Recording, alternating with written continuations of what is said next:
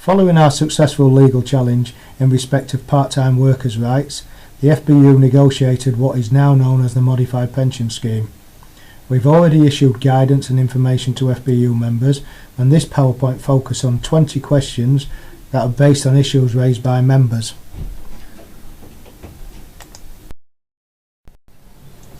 The Modified Scheme came into force on the 1st of April 2015. With the introduction of the 2015 scheme, the Modified Scheme closed immediately. However, it is applied retrospectively for firefighters who worked between the 1st of April 2000 and the 5th of April 2006. This is covered later on. Fire authorities should already have contacted firefighters who are eligible to join and asked them to express an interest. Our advice was that we should be expressing an interest. It's non-committal at this stage, and at this point this is the only way you'll find out what it's worth to you.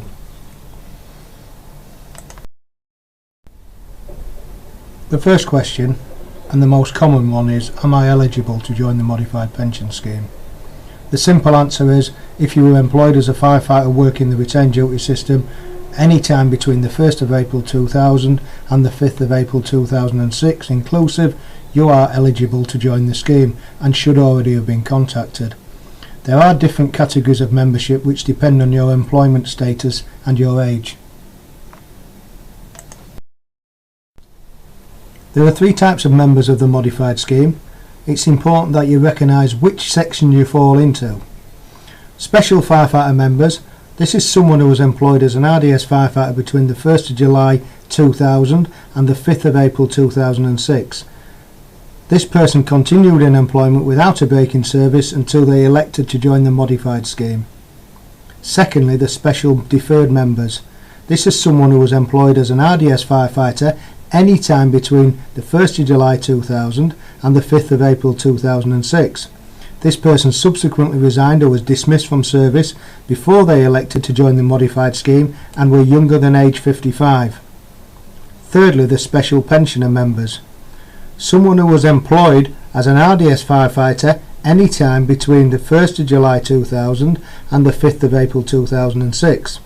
In this case, this person subsequently resigned or was dismissed from service before they elected to join the Modified Scheme, but in this case was at least 55 when they left employment, or is now at least 60, or left with a permanent disablement and subsequently satisfies the conditions for an ill health retirement. Members are asking if they can use a lump sum from another pension provider to buy back into the Modified Scheme.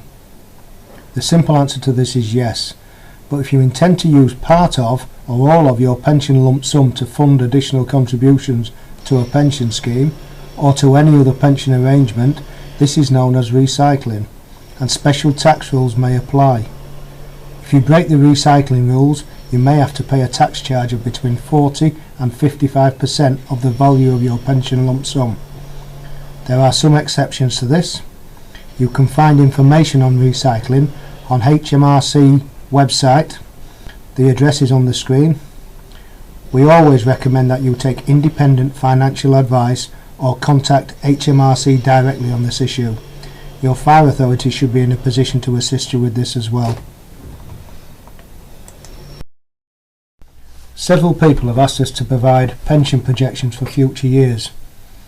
Unfortunately, we cannot provide projections for future years as there are so many variables to be considered and retained earnings fluctuate across different stations and for different individuals. There are several questions about how to pay for the Modified Scheme. For example, one question: if I elect to pay by instalments rather than a one-off payment and then I leave or retire before the 10 years, what happens then? If you opt out of the scheme, leave employment or retire before the 10-year period is up, you do have some options. You may pay a one-off payment for the balance of the contributions owing within 3 months of the date, or if you are retiring, you can offset the balance still owing out of any commutation lump sum you are due. However, if you fail to pay the balance owing, your pensionable service and pensional entitlement will be pro-rata to reflect what you've actually paid. However, you cannot decide to start paying back in monthly instalments, then opt to pay the remainder off in a one-off payment further down the line if you're still an employee and you still remain a member of the modified scheme. Several members want to know what's the best option for them, and they also want the FBU to tell them what this best option is. Unfortunately, the FBU cannot advise you on what option to choose. You need to look at your particular situation, look at what section you fall in, i.e. what membership category you are in, and then seek your own independent financial advice before making this decision. Members are asking how the modified scheme is affected by the introduction of the 2015 Firefighters Pension Scheme. Quite simply, the modified scheme is closed on the 1st of April 2015. Members who are not protected will be transferred into the 2015 scheme on the 1st of April 2015. The protection that is applied to the modified scheme is exactly the same as that applied to the 1992 Firefighters Pension Scheme. Those who are fully protected, i.e. age 45 or over, on the 1st of April 2012 will remain in the modified scheme, while those who are unprotected will be transferred into the 2015 scheme on the 1st of April 2015. The tapering arrangements are also exactly the same for the modified scheme as they are for the 1992 scheme. An earlier PowerPoint is still available on the FBU website. This covers protection in a little bit more detail. It's probably worth revisiting that PowerPoint and having a recap on this particular issue. Members who are considering this will have to consider another factor. There is a difference in normal pension ages between the new Firefighters Pension Scheme and the modified Firefighters Pension Scheme. The modified scheme has a normal pension age of 55, where the new Firefighters Pension Scheme has a normal pension age of 60. So if you convert your modified into the new Firefighters Pension Scheme, it means all of it now has a normal pension age of 60. So if you retire before age 60, you'll either become a deferred member or you will only be able to access your pension with an actuarial reduction. Members are asking if they can transfer in more than one pension. The simple answer to this is yes. You can transfer in more than one pension. However, the accrual cap, the maximum pensionable service you can attain in the modified scheme, is 30/45. Therefore, any transfer that would take you and your pensionable service over 30 years would not be permitted. Please note also, you can only transfer in a pension that you have not previously had the option to transfer into the new Firefighters Pension Scheme. Members are asking if the modified scheme contains a partial retirement option. The simple answer is no. There is no provision within the modified scheme, the 1992 Firefighters Pension Scheme or the NFPS for partial retirement. The only scheme with partial retirement built in is the 2015 Firefighters Pension Scheme, but this is limited to the benefits built up in this particular scheme. The earlier PowerPoint, which is still available on the FBU website, explains partial retirement in more detail. It might be worth you revisiting this to have a look how it impacts upon yourself. If a person is still employed, already aged over 55 and has made no contributions yet, can they still get their pension immediately? The simple answer is yes. This person will have to elect to join the modified scheme, pay the required contributions before they can retire and receive their pension. There are several options available for paying the outstanding contributions, including using any of the lump sum they are due to. This is one area that you will need to discuss with your fire authority to look at all the options available. Some members are asking how they transfer previous pension benefits into the modified scheme.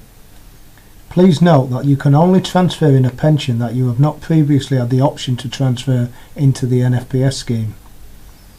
If you have a previous pension that is eligible to be transferred into the modified scheme, you should contact your previous pension provider and they will calculate a cash equivalent transfer value. You will then need to write to your fire authority. Your fire authority will then determine how much pensionable service this would obtain you in the modified scheme. It is at this point you decide whether or not you want to proceed with the transfer. Members who have service in the NFPS are asking if they can convert it to service in the modified scheme. The simple answer is yes, under certain circumstances it can. This depends upon whether or not the person was actually ever eligible to join the modified scheme and around continuation of service criteria being satisfied. Your fire authority will have all the details on this, and it's worth discussing it with them. They should be able to give you several options for you to consider. This is something that's not well known to firefighters. Previously, RDS firefighters had to be injured on duty to get an ill health injury award. The introduction of the modified scheme has changed this, and it now means that a number of RDS firefighters may be eligible to join the modified scheme and be entitled to a retrospective ill health pension. This will be subject to them satisfying the process for accessing an ill health pension, which may include dealing with the independent qualified medical practitioner and undergoing a medical review. Anybody in this situation should contact their fire authority for more details. Previously, RDS firefighters had a process for dealing with a qualifying injury, which was to award an whole-time members equivalent pension. With the introduction of the modified scheme, this has been removed. RDS firefighters are now treated on the same terms as part-time regular firefighters for any injury and/or ill health awards. These will be pro-rata to reflect the part-time service. Anyone with a qualifying injury will receive an injury gratuity and an annual injury award in addition to their annual ill health pension if they are a member of the scheme. Some members are asking what the difference is between a lower tier and a higher tier ill health award. A lower tier ill health is awarded when a member is permanently unfit only for their firefighting role, whereas a higher tier ill health award is awarded where a member is unfit for all regular employment. Being unfit for all regular employment is defined as being unable to perform regular work for 30 hours a week on average over a 12-month period. To work out a lower tier award, this is based on the pensionable service actually built up until the actual retirement date. A higher tier ill health award provides an increased award based on what proportion of pensionable service a member has attained compared to what they could have attained had they worked till their normal retirement age of 55. This is something that people really need to be aware of. If you reach 30/45, which is the accrual cap for the modified scheme, before you reach age 55, you must still continue to contribute to the scheme, or else you will automatically become a deferred member and your pension becomes a deferred pension payable only from age 60, except in cases of ill health.